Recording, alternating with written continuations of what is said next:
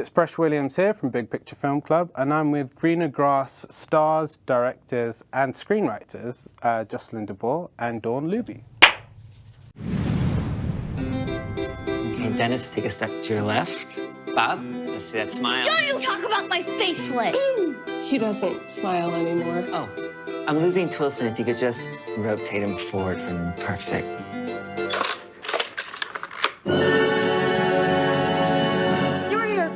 I'm never first.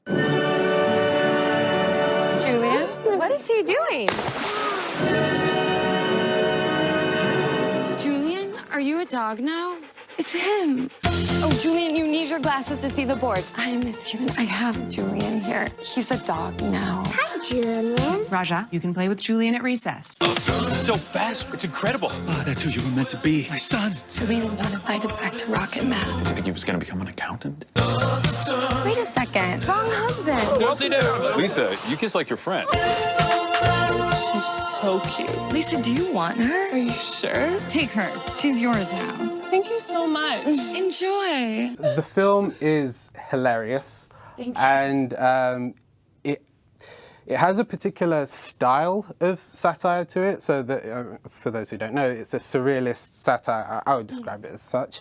But for me, it kind of reminded me of, I don't know, watching like Chevy Chase in National Lampoons, or like Airplane, or even like Steve Martin films.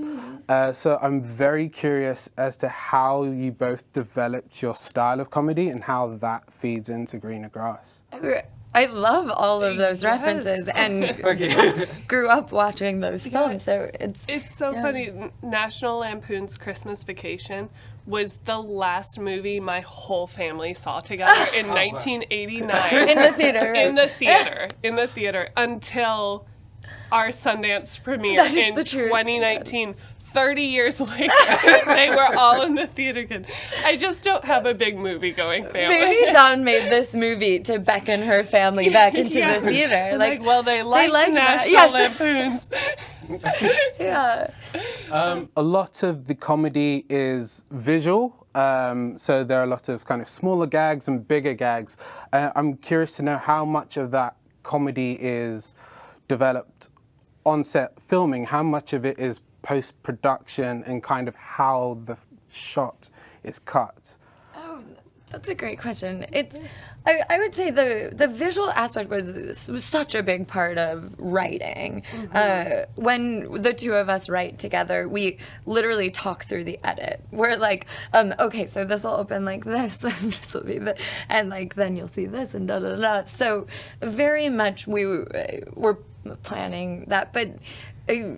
It must be said that our production designer, Lee Poindexter, our DP, Lowell Mayer, even our costumer had so many jokes in there too, Lauren Uppold, and then big time our editor, Taylor Giannotis.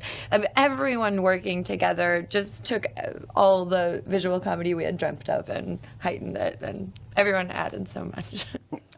On the point of like art direction, how did you develop that? Because it's very, very bright, very vivid colors, very use of like pastel colors, very color specific to certain families in the film. How was that process like in kind of developing the art direction for the film? Yeah.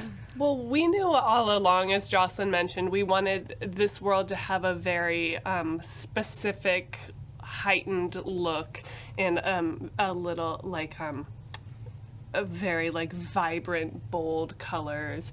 And Lee Poindexter, our production designer, developed the exact color palette. And what she did was, instead of taking primary blue, primary yellow, Kelly green, she took those colors and then just shifted them a little bit to make them a little off. So it's more pastel yellows or I would say turquoise even, green. It was took the pastel colors and made them a little off. Yeah, exactly. No primary colors. Exactly. No red, no black. Yeah. So the film is, I guess, loosely extracted from your own childhoods and how you grew up in suburban neighborhoods in the Midwest. Spoiler alert. I'm interested to know about kind of like the kind of almost social etiquettes in the film, and that kind of plays into some of the gags, and how your thoughts on how did you bring your kind of social etiquettes that you developed that are part of this lifestyle into the film?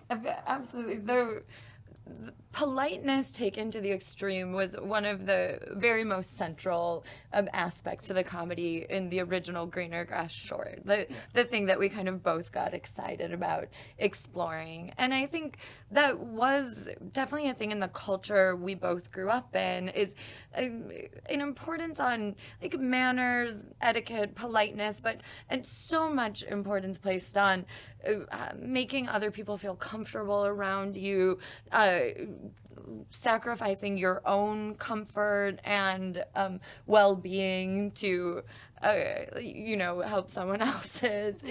And that one funny thing that Don and I discovered when we were writing the feature is that both of us as children were put in manners class. Which, oh, wow. Yeah, I feel like we recently were showing the movie in France and we were like, do they have manners class here? And everyone was like, no. But this was a thing that we were both in. And actually one thing that makes me laugh in the movie is Don's son, so both of our sons in the movie were supposed to be put in manners class together, and I have to tell Don, oh, my son Julian, he's not available for manners class anymore, and she says, well, I don't want Bob to be the only boy.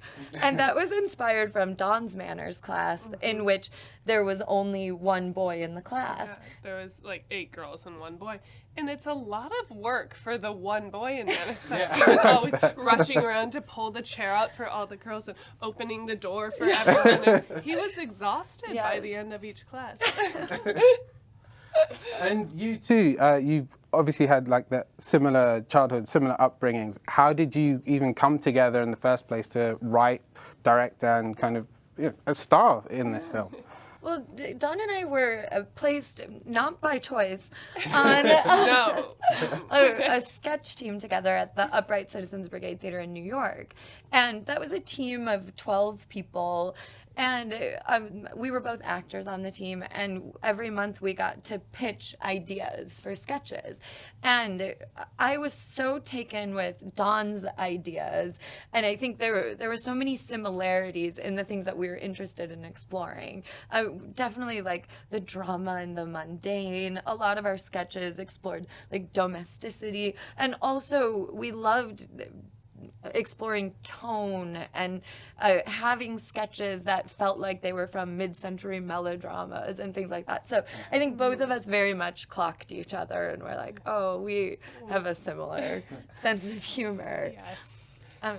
Yeah, and so we performed on this team for about 4 years, and then Jocelyn sadly moved away to LA, and I was heartbroken, so sad. And then a year later, I also moved to LA, and I think with that team we were such a family, and we worked together so intensely, and Jocelyn and I were the only 2 people from that team that moved to LA. Many have since followed and appear in the film. Yes. But we spent a lot of time together and decided it would be fun to make something together. Mm-hmm. And that's when we made the Greener Grass short film back in 2016. Dawn, Jocelyn, thank you very much for your time. And the movie comes out 22nd of November, if I'm correct? Yes, right in time for Thanksgiving. Just get your family together. Start celebrating Thanksgiving in the UK. Yes. Oh, sorry. It's okay. That's all right. We can start that. Yeah. Yes. Honestly, it's a holiday just about food, so I don't know why you wouldn't. Yes. Yes. Cool. Thank you. Thank you for your time. Your questions were so thoughtful. We appreciate it. Yeah. Oh, wonderful. Thank you. Out of bounds.